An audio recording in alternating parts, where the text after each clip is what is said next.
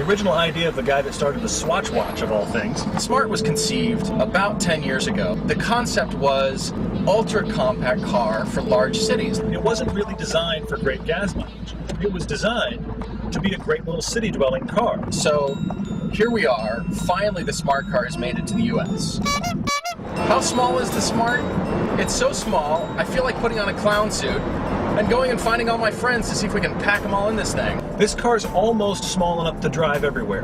Not only to your local grocery store, but in the front door and down the aisle. And it's mated to a 3-cylinder motor, which it kind of feels like a diesel. Now, Paul's going to go on and on about the design of this car. The styling is bang on. I think it's fantastic. I just don't like it.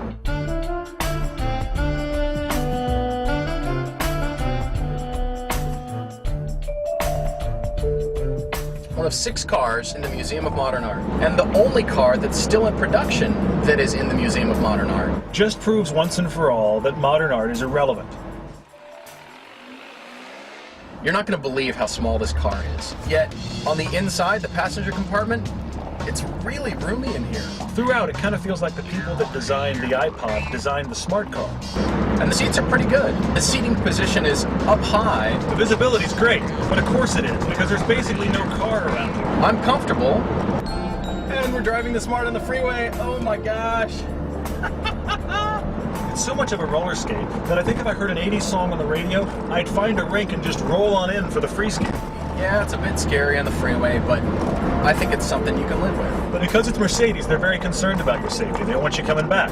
With 4 airbags, the Tritium safety cell around you, it's a reinforced cage which is designed to utilize the crumple zone of the other car in an accident. Like a walnut passing through a tub of butter.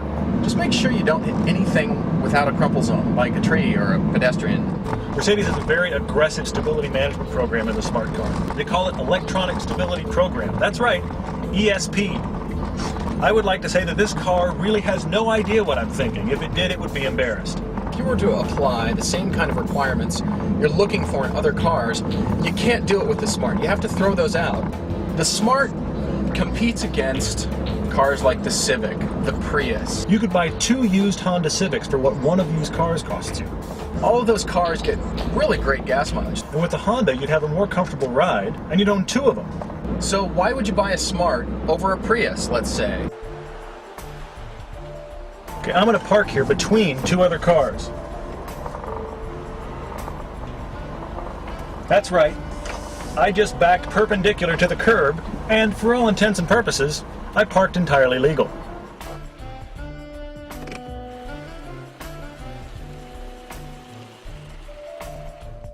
The biggest problem in this car is the transmission. It's a jerky experience. Shifts like somebody learning to drive stick. Ugh, this transmission.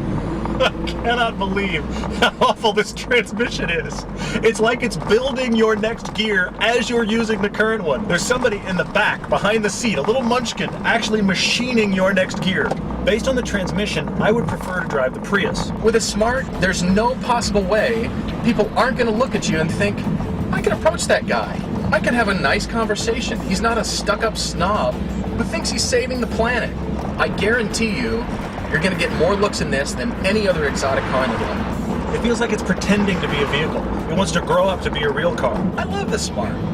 I think it's a fantastic car. Gonna give you great gas mileage.